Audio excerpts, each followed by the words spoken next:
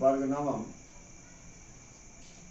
संस्कृत की पाठ संख्या 3, जिसका शीर्षक है सोमप्रभम। यह पाठ सोमप्रभम प्रेक्षण सप्तकम इस नाटक संग्रह से ये नाटिका ली गई है। इसके रचनाकार हैं प्रोफेसर राधा वल्लभ त्रिपाठी। ये सोमप्रभम एक नाटिका है, वैसा रूपक नाटक जो नायिका प्रधान हो, उसे काव्य शास्त्रकारों ने नाटिका कहा है। जैसे ध्रुवसामनी जयशंकर प्रसाद की एक नाटिका ही है। संस्कृत में रत्नावली भी एक नाटिका है, जो नायिका प्रधान हो। ये भी नायिका प्रधान है सोमप्रभम, जिसके रचनाकार राधा वल्लभ त्रिपाठी हैं। इनका जन्म 15 फरवरी 1949 में हुआ। रायगढ़ एक स्थान है जो मध्य प्रदेश में है, हमारे मध्य भारत के राज्य से। ये वर्तमान में डॉक्टर हरि सिंह गौड़ विश्वविद्यालय में संस्कृत विभाग के आचार्य और विभागाध्यक्ष भी हैं। इनकी रचनाओं में खासकर यहाँ इस रचना में सामाजिक विसंगतियों का उद्घाटन, जो समाज में विसंगतियां फैली हुई है उसका उद्घाटन, अन्याय, शोषण और दमन के प्रतिकार के लिए ये काफी प्रयत्नशील रहे हैं अपनी कलम के द्वारा। जैसे प्रेमचंद को कलम का सिपाही कहा गया, लाठी चलाने तो प्रेमचंद नहीं ही गए। अपनी लेखनी के माध्यम से, कलम के माध्यम से उन्होंने समाज में फैली हुई विसंगतियों के लिए इशारा किया, लोगों को जागरूक किया, समझाया कि हमें इन विसंगतियों को त्यागना चाहिए, ये अच्छी नहीं है। उन्हें कलम का सिपाही कहा गया। हिंदी साहित्य में, हिंदी में कहानी सम्राट तक की उपाधि उन्हें मिली। उसी तरीके से इन्होंने अपनी नाटिका के माध्यम से, सोमप्रभम, इसके माध्यम से ये बताया है कि वर्तमान में कैसी विसंगति हमारे समाज में है। आने वाली पीढ़ी में इसमें सुधार होना बहुत जरूरी है। यदि सुधार नहीं होगा तो स्थिति ये हो जाएगी कि हमारी जिंदगी धूमिल सी होने लगेगी। क्योंकि हर जगह, हर घर परिवार में असंतोष की भावना रहेगी, अन्याय की भावना रहेगी, दमन की भावना रहेगी, शोषण की भावना रहेगी। तो फिर एक आदर्श विकसित परिवार या समाज की हम कल्पना कर भी सकते हैं तो कैसे? असंभव सा हो जाएगा। रचनाकार एक छोटी लड़की जिसका नाम है सोमप्रभा, इसके माध्यम से एक सामाजिक विसंगति, एक घटना की ओर संकेत कर रहे हैं। कैसा हमारे समाज में हो रहा है जो होना नहीं चाहिए, और यदि हो रहा है तो कितना गलत है, इसका अंदाजा हम इस पाठ को पढ़ने में लगा सकते हैं। चूंकि एक नाटक है तो इसके एक एक पैराग्राफ को अलग अलग समझाना पड़ेगा, तभी ये बात पूरी तरह से समझ में आएगी। ततः प्रविशति कर्तलाभ्यम चक्षुषी मार्जयन्ति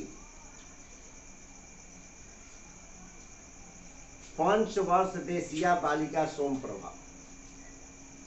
तब अपने आंखों को पोंछती हुई, हथेलियों से पोंछती हुई एक 5 साल की लड़की जिसका नाम है सोमप्रभा, वो मंच पर प्रवेश करती है। यहीं से कहानी शुरू होती है, नाटक शुरू होता है। तब तक विमला कहती है, अये जागरिता तोरस तावत परिहियते विद्यालयम गमन वेला। तब तक उसकी माँ जिसका नाम विमला है, ममत तो बस कहती है, लालन बस कहती है तुम जग गई हो, जल्दी करो, स्कूल जाने का समय हो चुका है। जैसा कि अक्सर आप अपने परिवार में भी देखेंगे, आपके समय पर जगने में आपके पेरेंट्स सहायता करते हैं, जगाते हैं। एक वो समय था जो त्रेता युग में हम देखें, राम की कथाओं में देखें, जो मर्यादा पुरुषोत्तम आदर्श कहलाते हैं। गोस्वामी जी की पंक्ति है जो लिखते हैं, प्रात काल उठकै रघुनाथा, ना वही मात पिता गुरु माथा। राम ब्रह्म मुहूर्त में, ब्रह्म मुहूर्त का मतलब सूर्योदय के 2 घंटा पहले, सूर्योदय के ठीक 2 घंटा पहले ब्रह्म मुहूर्त प्रारंभ होता है। विद्यार्थियों के लिए इससे बेहतर कोई समय हो ही नहीं सकता, क्योंकि इस समय में ओजोन की स्थिति वायुमंडल में काफी नियंत्रित होती है। इसे पढ़ने का, साधना के लिए, तपस्या के लिए इससे बेहतर समय हो ही नहीं सकता। तो एक उस वक्त हम देखें तो सबसे पहले राम जग रहे हैं, तो माँ पिता गुरु को प्रणाम करने के बाद में तब अपना कोई काम करते हैं, दैनिक कामों में लगते हैं। और यदि आज चादर को खींच करके आपको माँ बाप को जगाना पड़ रहा है, उठिए विद्यालय का समय हो रहा है, तो सोचिए कि हम लोग कहाँ जा रहे हैं।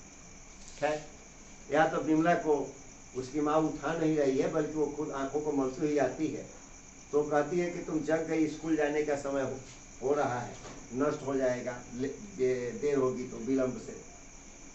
तो सोमप्रभा कहती है कि माँ मैं आज विद्यालय नहीं जाऊंगी। और बच्चा जब ये कहे अपनी माँ से कि मैं विद्यालय नहीं जाऊंगा या नहीं जाऊंगी, तो अभिभावक थोड़ा सोचेगा ही। फिर विमला जो है सो सोमप्रभा के हाथ को पकड़ती है और समझाती है कि विद्यालय, स्कूल तो रोज जाना चाहिए, विद्यालय तो प्रतिदिन एवं गंतव्यम, विद्यालय तो रोज दिन जाना चाहिए। तब तक सोमप्रभा का प्रस्थान होता है और विद्यालय जाने के लिए तैयार होने के लिए मंच से हट जाती है। तब तक मंच पर प्रवेश होता है उसकी सास का। अब जरा दोनों का संलाप देखें, वार्तालाप देखें, कैसी दोनों में बात हो रही है। जो आजकल के समाज में सास बहू की जो एक लड़ाई हो रही है, उसका भी इसमें चित्र काफी रोचक ढंग से किया गया है। यदि व्यंग्यवान और शब्दों को देखेंगे तो आपकी समझ में आएगा। विमले अय दुष्टे कुत्र मृता सिकेता कालात शब्दापयामी। उसकी सास आती है और जरा शब्दों को देखे बोलती है, अरे दुष्टा तुम कहाँ मर गई, मैं कितने समय से तुम्हें बुला रही हूँ। मतलब पता नहीं कितने मुद्दत से वो सास उसे बुला रही थी। जरा व्यंग को देखें। विमला उसकी आवाज को सुनती है तो करुणा पूर्वक कहती है, उसकी आवाज को सुनकर, ये मेरी सास जो है हर वक्त मर्मभेदी शब्दों से मुझे ताना देती है, मर्मभेदी शब्दों से, मर्मस्पर्शी शब्दों से, जो कलेजे तक को जख्मी कर दे। और फिर ऊंची आवाज में बोलती है कि मैं तो यहीं पर हूँ, बोलिए क्या करना है। और मंच पर वो घूम जाती है। तब उसकी सास जो है ततः प्रविशति साटोपम कोपम निरूपयंती स्वस्वरूप। तब तक मंच पर उसकी सास प्रवेश करती है। सारी बातें नेपथ्य में ही है अभी। और विमला पूछती है क्या आदेश है, तो उसकी माँ बताती है, उसको चिढ़ाती हुई हाथों को नचा करके बताती है, क्या अब तक महारानी के लिए सवेरा नहीं हुआ, जगने का वक्त नहीं हुआ। विमला फिर आगे कहती है, लेकिन मैं तो प्रातः काल से ही काम को कर रही हूँ। सास कहती है, तुम काम क्या कर रही हो, अब तक चाय की कोई चर्चा ही नहीं है। अंग्रेजों के शासन के बाद चाय हमारे लिए प्रातः स्मरणीय पेय हो गया है।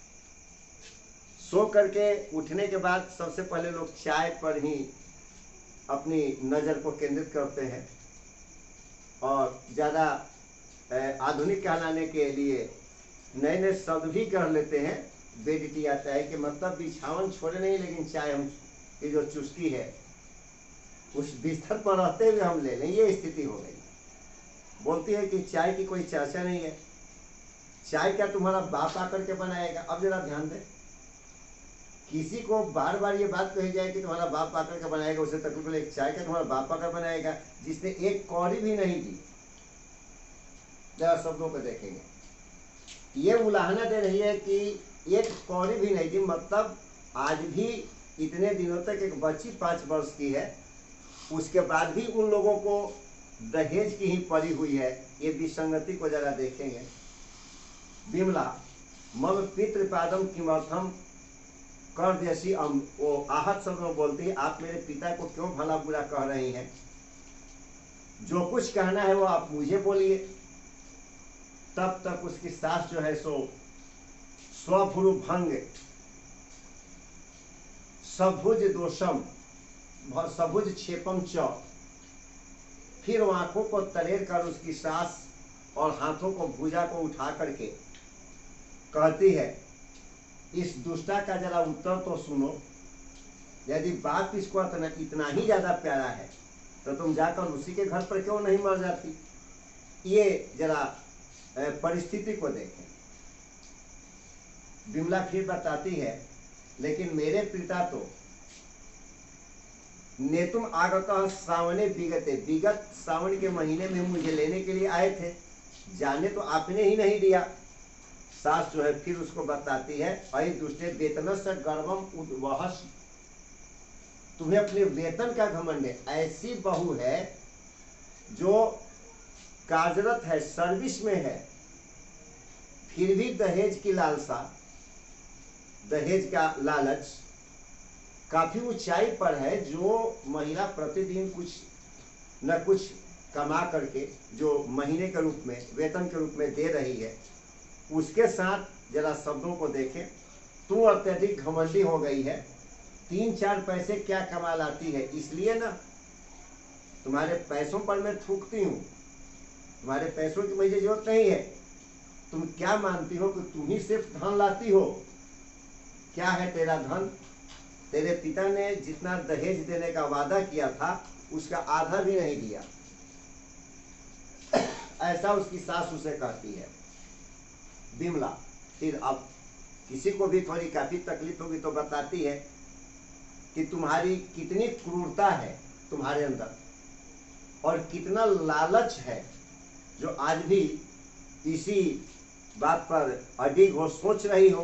सास अब उससे उलझ जाती है और बोलती है कि तुम्हारी ये हिम्मत कि तुम मेरी निंदा करती हो, और आंखें दिखाती है। दूसरे पैराग्राफ में यही तक। तीसरे पैराग्राफ में देखेंगे कि तब तक उसके ससुर मंच पर प्रवेश करते हैं।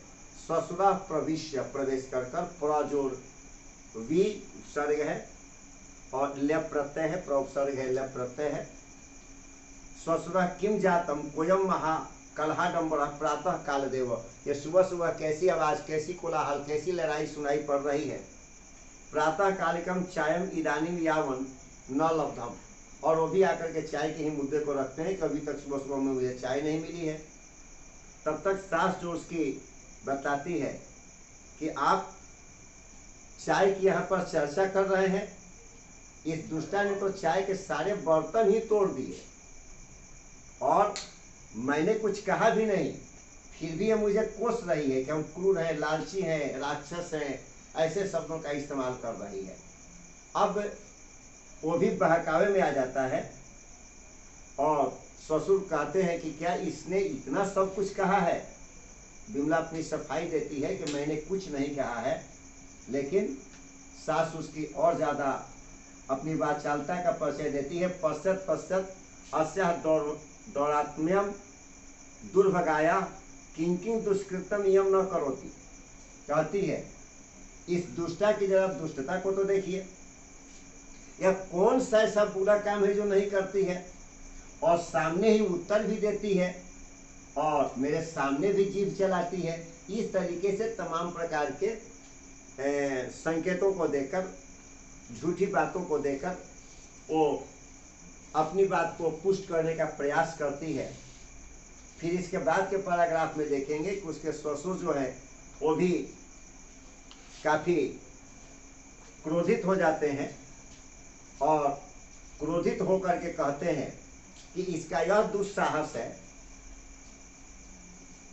और फिर वो उसे मारने के लिए या उसे जला डालने के लिए दोनों क्रूरता के हद तक चले जाते हैं और विमला हिंसक रूप में अपनी ओर उन दोनों को बढ़ते हुए देखकर जब देखती है, तब तक वही सोमप्रभा का प्रवेश होता है। वही 5 वर्षीय बच्ची का वहां पर प्रवेश हो रहा है। अब यहाँ से ये नाटिका की जो कहानी है और दूसरी धारा में मुड़ेगी, और दूसरी धारा में जो मुड़ेगी वो संभवतः दूसरे वीडियो में हो पाएगा, क्योंकि समय की अपनी एक सीमा है, उसी सीमा के अंदर ही मुझे समझाना है। तो एक बार मोटे शब्दों में हम लोग इसको देख लें कि सोमप्रभा एक छोटी बच्ची है जिसकी अवस्था 5 वर्ष की है। सुबह उठती है, माँ से उसकी बातचीत होती है, माँ उसे विद्यालय जाने के लिए प्रेरित करती है और वहाँ से वो चली जाती है। मंच से जैसा नाटक में उल्लेख है। फिर सास और विमला में बातें होती है और वो बातें इस हद तक आक्रोशात्मक हो जाती है। मुझे ये कहने में मुझे कोई हर्ज नहीं है कि विमला और सास की स्थिति ढाल और तलवार की हो जाती है। जरा ध्यान रखेंगे, ढाल और तलवार, मैं 2 शब्दों को क्यों चयन कर रहा हूँ। ढाल और तलवार दोनों एक दूसरे से बराबर मिलते हैं। ढाल के बिना तलवार अधूरा है और तलवार के बिना ढाल भी अधूरी है। दोनों आपस में मिलते हैं, लेकिन एक रक्षात्मक होता है, ढाल रक्षात्मक होती है, जिस पर एक गोला रहता है, गोले का तलवार के वार को रोका जाता है। ढाल जहां रक्षात्मक होती है, वहीं तलवार आक्रोशात्मक है, वो मारने की कड़ी में है और ढाल बचाने की कड़ी में है। तो सास और विमला में बातचीत काफी ढाल तलवार वाली हो जाती है। तब तक उसके ससुर प्रवेश करते हैं और सास उसे अपनी भाषा में समझा देती है, इसने ये कहा, ऐसे किया वैसे किया। और दोनों हिंसक रूप में जब विमला की ओर बढ़ते हैं, उसे एहसास हो जाता है कि ये दोनों काफी हिंसक रूप में मेरी ओर बढ़ रहे हैं। तब तक वो सोमप्रभा बच्ची वहां प्रवेश करती है। प्रथम खंड तक में यही रखा जाए, इसके बाद दूसरे वीडियो में इसके आगे एक कथा को बताया जाएगा।